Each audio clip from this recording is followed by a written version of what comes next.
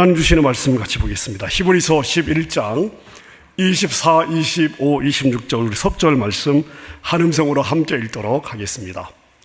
히브리서 11장 24절부터 함께 읽습니다. 시작. 믿음으로 모세는 장성하여 바로의 공주의 아들이라 칭함받기를 거절하고 도리어 하나님의 백성과 함께 고난받기를 잠시 죄악의 낙을 누리는 것보다 더 좋아하고 그리스도를 위하여 받는 수모를 애굽의 모든 보화보다 더 큰 재물로 여겼으니 이는 상 주시는 이심을 바라봄이라. 아멘. 현대인들의 가장 큰 병의 원인이 뭐냐? 아마 누구도 예외 없이 스트레스다 이렇게 대답을 하실 것 같습니다. 이 스트레스가 만병의 원인이라고 이야기를 하지 않습니까? 우리가 진단을 받고 병명이 안 나오면요, 의사분들이 다들 그러시더라고요. 스트레스 때문에 그래요. 이 현대인들의 이 삶의 특징이 아닌가 싶습니다. 사실 우리의 하루하루를 보면요, 참 분주합니다. 분주하고요. 그리고 해야 될 일들이 너무 많아 보이고, 그리고 열심히 살고 해야 될 일들을 다 한 것 같은데 마음은 어떠냐 하면 아직도 뭔가 해야 될 일을 못한 그런 느낌이에요. 그래서 항상 마음이 편안하고 안정되어 있기보다는 쫓기는 마음을 가지고 살 때가 많이 있습니다. 교회 이 성경에 많은 인물들이 있는데 특별히 모세는 우리가 잘 아는 신앙의 선배 아닙니까? 제가 목회자로서 신앙의 선배인 모세를 제가 볼 때마다 가장 제 마음에 담고 싶고 또 부러운 부분이 하나 있는데요. 그게 민수기 12장 3절에 성경이 모세를 평가하고 있는 부분입니다. 제가 한번 읽어보겠습니다. 이 사람 모세는 온유함이 지면의 모든 사람보다 더하더라. 온유함의 면에 있어서 모세보다 더 탁월한 사람은 없었다는 것입니다. 지상에 살았던 모든 사람보다 모세의 온유함은 탁월했다. 성경이 이렇게 모세를 평가를 하고 있습니다. 여기서 온유함, 온유라고 번역된 히브리어 단어는 아노라고 하는 단어인데요. 이 단어는 곤란한 일을 당하고 그리고 괴롭힘을 당하고 학대를 당하는 상황 가운데서도 내적 안정을 유지하는 평안, 그리고 겸손한 마음의 상태, 이러한 의미를 가지고 있습니다. 저는 LA 사랑의 교회라고 하는 조그만한 공동체를 섬기고 있습니다만 모세는 200만이 넘는 백성을 섬겼던 목회자입니다. 더군다나 우리는 일주일에 한 번 모여서 예배드리고 다 흩어져서 다 알아서 다들 사시잖아요. 그런데 먹을 것도 없고 마실 물이 없는 광야에서 한 달, 두 달 캠핑도 아니고요, 1, 2년도 아니고요, 무려 40년을 살았던 공동체를 모세는 섬겼습니다. 우리가 모세오경, 모세가 이스라엘 백성들을 출애굽에서부터 출애굽기, 특별히 민수기를 우리가 살펴보면 그 광야 교회, 광야 이스라엘 백성들의 특징을 저희가 어렵지 않게 발견할 수가 있는데요. 한마디로 불평, 한마디로 원망이 가득 찼던 백성들이었습니다. 광야라는 삶의 환경 자체가 불편하고 그 불편한 환경에 200만이 넘는 사람들이 부대껴 살다 보니까 여러분 사실 이해할 수 있는 부분들도 물론 있습니다만은, 그렇다고 인간 모세가 아무리 지도자였어도 어떻게 그 필요를 다 해결할 수가 있겠습니까? 모세가 해결할 수 있는 그런 그 환경이 아니었던 거죠. 하지만 백성들은 끊임없이 불평했고 백성들은 끊임없이 원망했습니다. 오죽했으면 하나님도 이 광야 세대, 이 세대의 불평과 원망의 삶의 모습에 너무 질리셔가지고요, 결국 애굽에서 나온 1세대는 광야에서 다 죽게 하시고 광야에서 태어난 2세대가 하나님의 복을 누리는 가나안으로 들어가도록 시간을 조정하셨습니다. 더군다나 모세의 이 온유함이 지상의 어느 사람보다 탁월했다 라고 적고 있는 지금 이 민수기 12장, 이 민수기 12장에 어떤 사건이 있는가 하면요, 형 아론과 누나 미리암이 모세를 직접적으로 대적하고 비방하는 그러한 사건이 있었습니다. 백성들의 공격을 받아도, 백성들의 비방을 받아도 마음이 어려울 텐데요, 형과 누나가 같이 지도자로 부름받은 형과 누나가 모세를 직접적으로 비방하는 일들이 있었습니다. 그러니까 가장 믿었던 사람에게서 배반을 당한 느낌이 들어야 되겠죠. 아마 들 것 같습니다.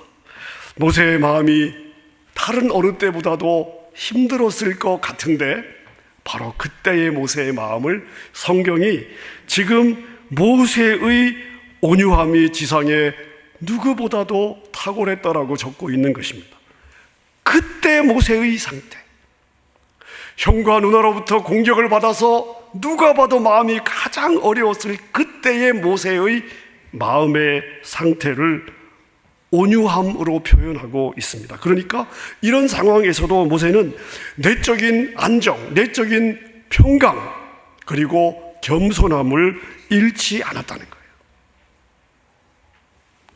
자, 모세는 어떻게 이런 상황에서도 내적인 평강과 겸손함을 잃지 않았을까? 어떻게 그 마음을 지켜낼 수 있었을까?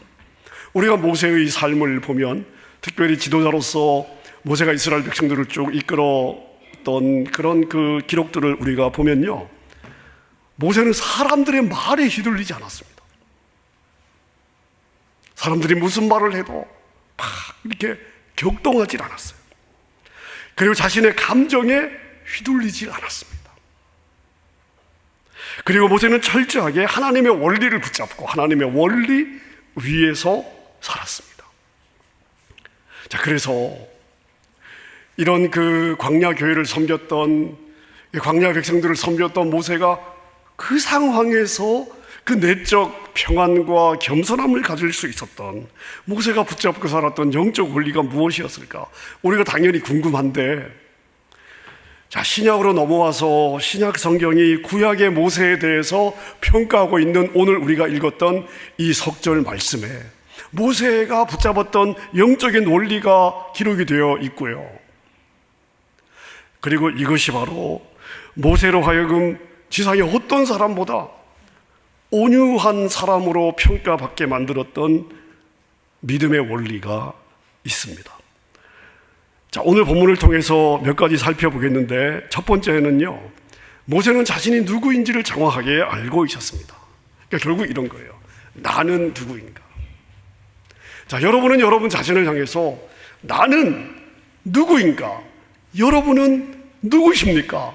자, 라는 질문을 받았을 때 나는 이런 사람입니다, 이게 나의 정체성입니다 라고 주저하지 않고 대답할 수 있는 여러분이 누구인지에 대한 답을 가지고 있습니까? 이게 중요한 거예요. 이게 첫 번째. 모세는 자기가 누구인지를 정확하게 알고 있었고요, 자기로 살아간 거예요. 자, 그럼 모세는 어떤 사람이었습니까? 자, 모세는 히브리 가정에서 태어났죠. 하지만 애굽의 왕자로서 애굽의 궁궐에서 자랐습니다. 그러니까 혈통적으로, 태생적으로는 히브리언이었지만 세상의 신분으로 보았을 때는 그는 거의 태어난 직후부터 애굽의 왕자였습니다. 물론 어머니 요게벳이 이 모세의 유모였기 때문에 그 어머님으로부터 신앙의 가르침을 받았을 것입니다. 많은 신앙의 가르침만 받았던 것이 아니에요. 사도행전 7장 22절에 스데반의 이 고백을 보면 모세가 애굽 사람의 모든 지혜를 배워 그의 말과 하는 일들이 능하더라.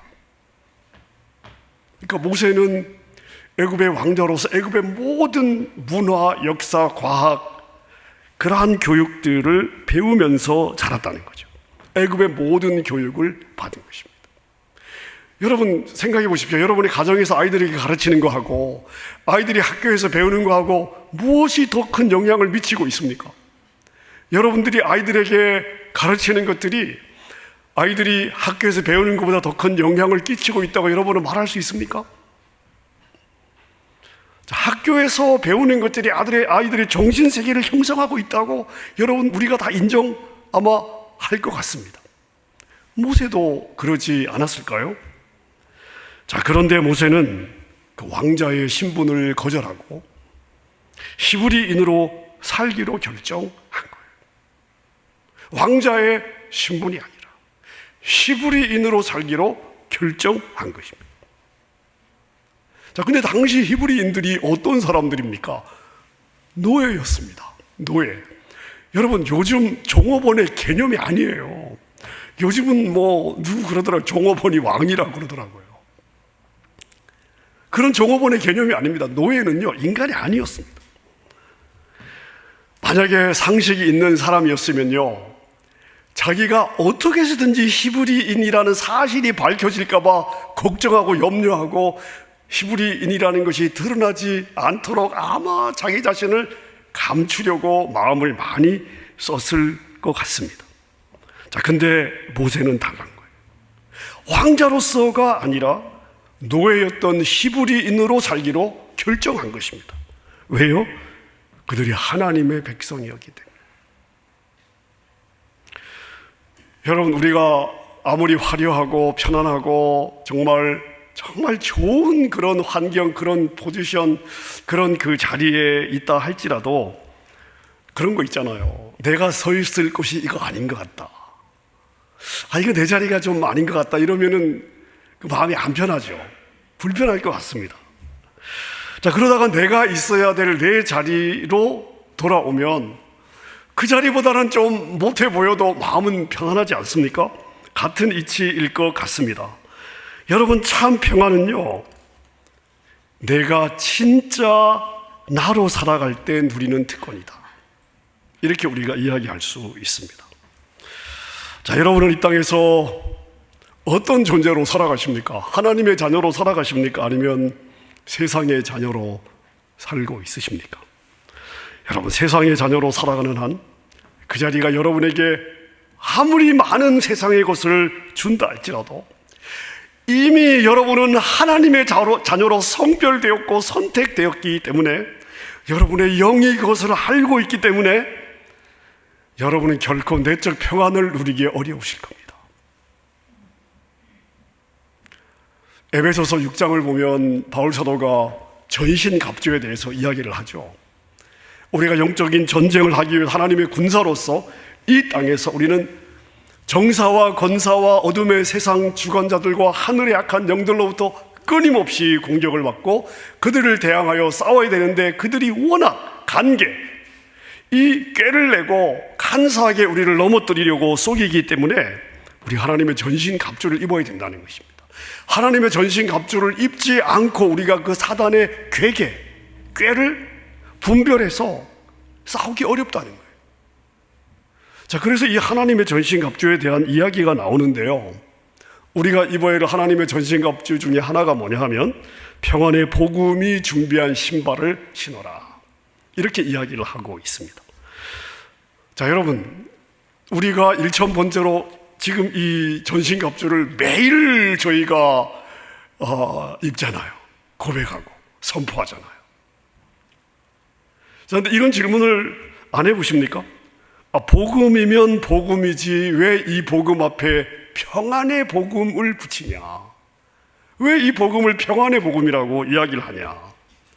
그리고 평안의 복음 좋아요. 그럼 평안의 복음에 모자를 써라, 옷을 입어라, 이래도 될 텐데 평안의 복음에 신발을 신으라고 이야기를 하고 있습니다.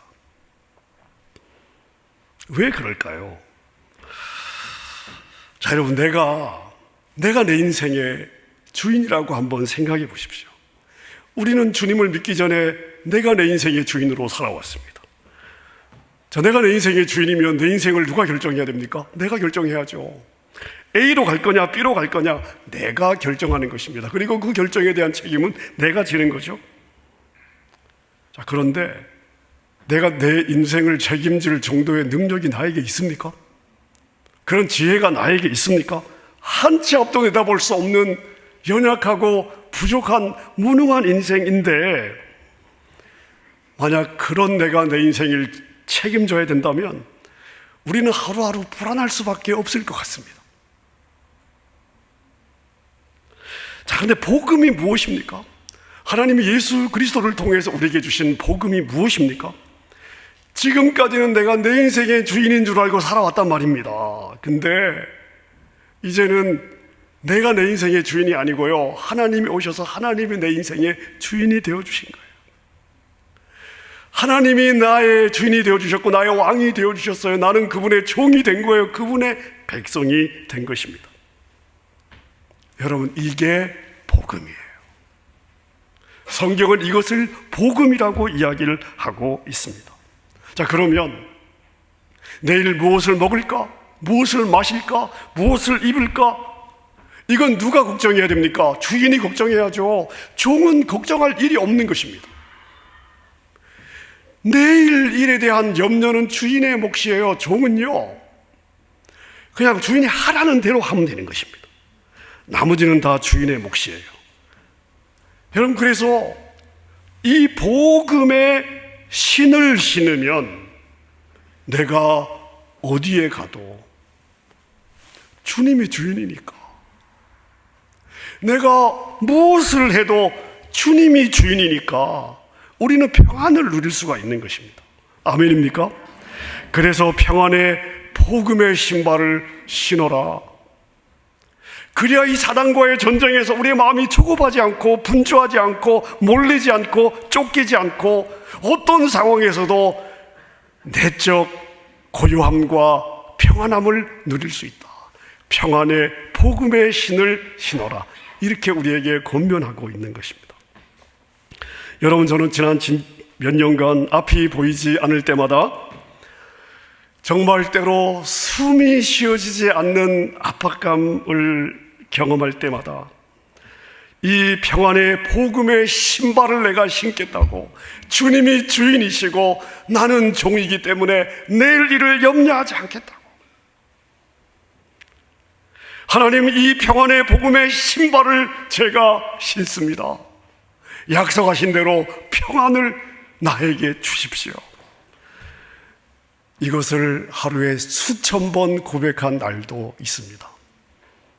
아마 제가 개인 기도 시간에 때로는 이 전신갑주만 갖고 한 2-3시간 기도할 때도 많이 있습니다. 이 전신갑주를 제가 배우고 이 전신갑주가 얼마나 저에게 정말 중요하고 필요한지를 제가 설사 목사였어도 인식하지 못했더라면 아마 제가 제정신으로 못 살았을 것 같습니다. 자, 그런데 하나님이 전신갑주를 주셨고 믿음으로 이 전신갑주, 특별히 평안의 복음의 신을 제가 결단하며 신을 때마다 하나님은 저에게 숨을 쉴 수 있는 여력을 주셨습니다. 여러분, 평안은 주님이 나의 주인이고 주님이 나의 주인이고 내가 그분에게 속했다는 것을 붙잡을 때 그때 우리가 누릴 수 있는 특권입니다. 여러분, 기억하십시오. 여러분은 주님의 것인 줄로 믿습니다. 여러분은 주님의 것이에요. 주님이 여러분의 주인이십니다. 여러분은 주님의 백성이에요. 여러분이 이 정체성 위에 서 있을 때 세상에 어떤 폭풍우가 와도 여러분이 어느 자리에 서 있든지 바로 그 자리에서 여러분이 신은 그 평안의 복음의 신발 때문에 하늘의 평강을 누리게 될 줄로 믿습니다. 자, 모세가 광야 이스라엘 백성들을 섬기면서도 내적 평안을 지킬 수 있었던 또 다른 이유가 뭐냐면요, 삶의 우선권이 명확했습니다. 모세는요, 자기 인생에 무엇이 중요한지가 명확했습니다. 우리의 삶을 보면 내가 선택할 수 있는 게 있고요, 내가 선택할 수 없는 게 있습니다. 예를 들어서 여러분이 여러분의 부모를 선택할 수 없죠. 여러분이 여러분의 형제 자매를 선택할 수 없습니다. 저 놈의 집 애는 참 똑똑한데 내 새끼는 별로 그렇지 못해요. 여러분이 선택하는 게 아닙니다. 우리에게는 그 선택권이 없어요. 우리는 인종과 피부를 선택할 수 없습니다. 우린 우리의 신체와 성별을 선택할 수 없습니다. 많은 경우 여러분이 살아가는 환경 자체도요, 나의 선택인 것 같지만 그렇지 않은 경우들이 훨씬 많습니다. 내가 좋아하든 싫어하든 선택 여지가 없는 것들 우리의 삶에 너무나 많이 있습니다. 자, 그런데요, 그 환경에서 내가 어떻게 반응할 것이냐, 이건 내가 선택할 수 있습니다. 그리고 내가 무엇을 선택하든 그 선택이 결국은 내 삶의 퀄리티를 결정하고 내 운명을 결정하게 됩니다. 자, 그런데 모세가 히브리인으로 태어났던 것도 자기의 선택이 아니죠. 애굽의 왕자로 자란 것도 자기의 선택이 아니었어요. 하지만 모세는 장성했을 때, 자기가 선택할 수 있는 것이 눈앞에 닥쳐왔을 때 모세는 무엇을 선택했냐면요, 25절에 보니까 도리 하나님의 백성과 함께 고난받기를 잠시 죄악의 낙을 누리는 것보다 더 좋아하기로 결정했습니다. 하나님의 백성과 고난받는 것을 애굽에서의 낙을 누리는 것보다 더 좋아하기로 선택한 거예요. 자, 지금 여기 히브리서 기자가 낙이라는 단어를 사용하고 있습니다. 낙이라고 하는 것은 즐거움이에요. 즐거움, 나를 편안하게 해주는 안락함, 나를 즐겁게 해주는 그러한 요소들이죠. 사실 이 낙은 모든 사람들이 원하는 것이고 추구하는 것입니다. 자, 여러분, 만약 모세가 애굽을 선택했다고 가정해 보십시오. 모세가 놀고 함께 교제하고 함께 지내는 사람들은 다 왕족이거나 귀족들입니다. 애굽에서 최고의 교육을 받은 사람들입니다. 교양이 있는 인텔리예요. 사는 것에 남부러울 것이 없는 그런 사람들입니다. 누구나 그런 사람, 그런 부류와 어울리는 것을 선호하지 않겠습니까? 반면 모세가 선택했던 히브리 사람들은 어떤 사람들입니까? 그 땅에 노예로 살던 사람들입니다. 노예였어요. 태어날 때부터 노예였습니다. 생각하고 말하고 행동하는 모든 면에서요, 노예의 근성이 뼛속 깊이 배겨 있었던 사람들입니다. 거칠어요. 예의가 없습니다. 교양이 없어요. 사실 누구도 가까이 하고 싶어 하지 않는 부류의 사람들이었습니다. 하지만 모세는 애굽의 왕족, 귀족, 많이 배우고 있는 교양 있는 사람들이 아니라 노예들을 선택했습니다. 왜요? 그들이 하나님의 백성들이었기 때문에. 그들의 모습이 어떠하냐가 아니라 그들이 하나님께 속한 자들이었기 때문에. 모세는 하나님의 백성과 함께 고난받는 걸 선택했습니다.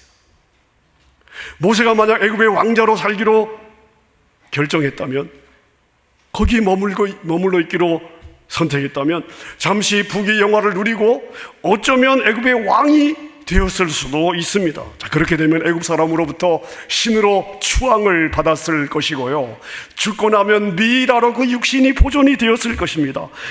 그러나 그랬다면 그의 육신은 미이라로 보존이 되었겠지만 그의 영혼은 지금 꺼지지 않는 지옥불에서 고통받고 있었을 것입니다. 근데 모세는 이것을 알고 있었어요. 하나님의 백성들의 현재 땅의 모습이 어떠하냐가 모세에게는 중요하지 않았습니다. 그들이 하나님의 백성이라는 것이 중요했어요. 여러분, 이 모세의 내적 평안은 하나님께 속한 자들을 선택했을 때 주어졌던 축복이었음을 믿으시기를 바랍니다. 여러분, 지상교회는요, 문제가 많습니다. 저는 모태신앙으로 장로의 가정에서 태어나서 쭉 교회에서 자라오면서 제가 본 교회는요, 교회가 이 세상에 존재하지 않는다면 사람들이 하나님을 훨씬 더 순수하게 받아들일 수 있겠다. 교회가 존재하지 않는다면 전도에 훨씬 더 도움이 되겠다. 이런 생각을 하면서 자랐습니다. 목회자에 대한 실망 때문에 하나님이 저를 목회자로 불렀을 때 하나님, 저 절대 못합니다. 제가 소망을 두지 않는 교회를 섬기는 목사로 한 번밖에 없는 남자의 삶을 산다는 것을 저는 받아들일 수 없습니다 라고 제 20대 초반을 방황할 정도로 저는 교회와 목회자에 대해서 마음이 없었습니다. 대학생 시절에는요, 내가 교회 없이 하나님을 섬기는 게 훨씬 뜨겁게 주님을 섬길 수 있겠다 생각하고 잠시 교회를 떠난 적도 있습니다. 자, 근데요, 제가 하나님을 진짜로 이렇게 만나고 말씀을 배우고 하나님이 일하시는 것들을, 이런 것들이 제 눈에 들어오면서 제가 보니까 하나님은 바로 그런 소망 없어 보이는 교회를 통해서 일하시더라고요. 문제가 많은 교회를 통해서 일하시더라고요.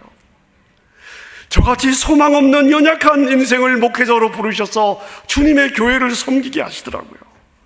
그래서 제가 깨달은 게 있습니다.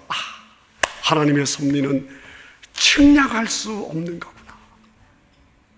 하나님의 섭리는, 하나님의 일하는 방식은 인간 피조물의 생각으로, 이해로 이해하려고 하면 안 되는구나.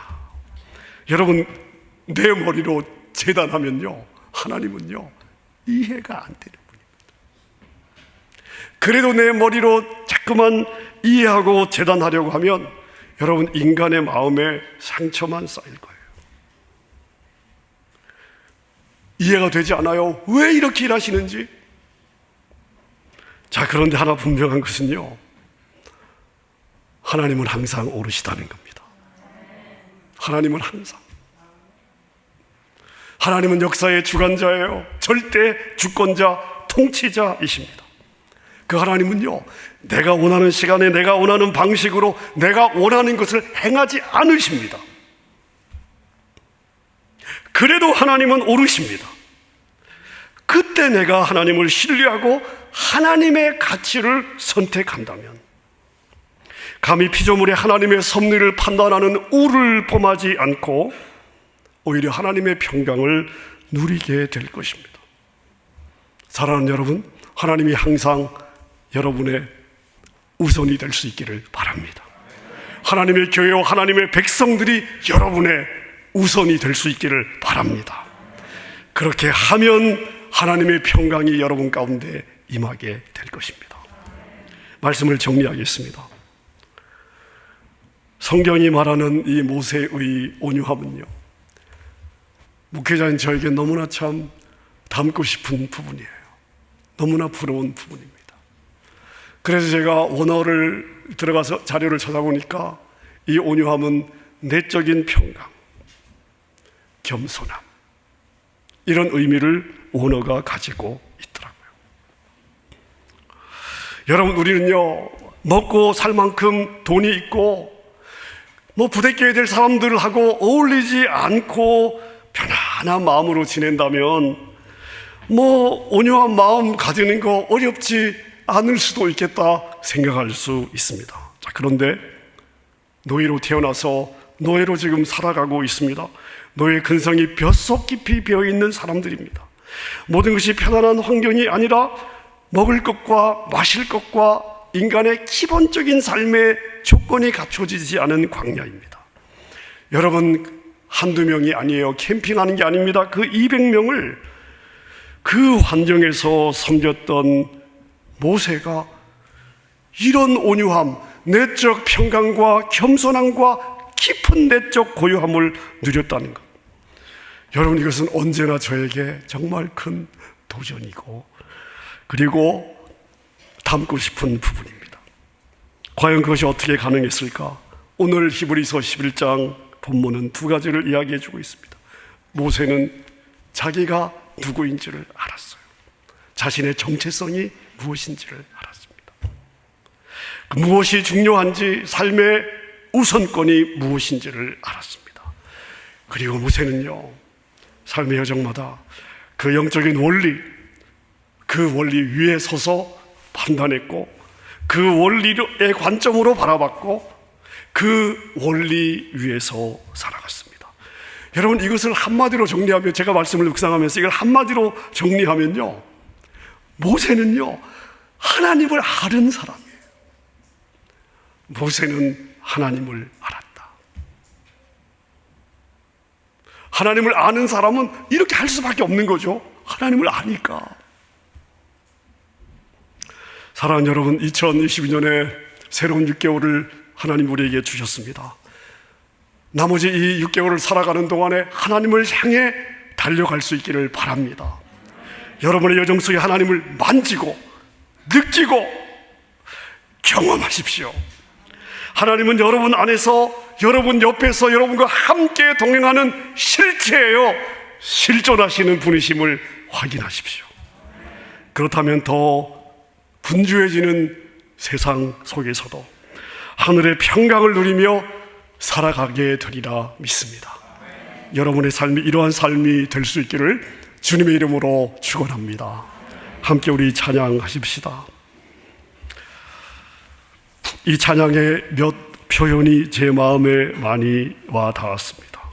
우리는 하나님의 품에서 우리의 영혼이 안전하다는 것, 하나님이 내 삶을 안아주실 때 내가 진짜 평강을 누릴 수 있다는 것, 주님의 약속 안에 우리의 평강이 있다는 이 귀한 찬양의 가사가 제 마음에 아멘으로 동의가 되었습니다.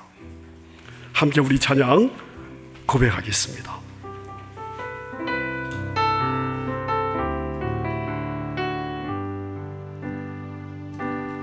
내 아버지 그 품 안에서 내 영혼은 안전합니다. 주 손길로 내 삶을 안으시니 그 평강이 나를 덮습니다. 내 아버지 그 품 안에서 내 영혼은 안전합니다. 주 손길로 내 삶을 안으시니 그 평강이 나를 덮습니다. 나 비록 넘어지며 흔들리지만 주 내 안에 거하며 나를 붙드시니 내 생각을 주께로 돌리고 주시는 평강의 옷을 입습니다. 약속 안에서 내 영혼 평안에 내 뜻보다 크신 주님에게 나시되 두려움 나 내려놓고 주님만 의지해 주 안에서 내 영혼 안전합니다.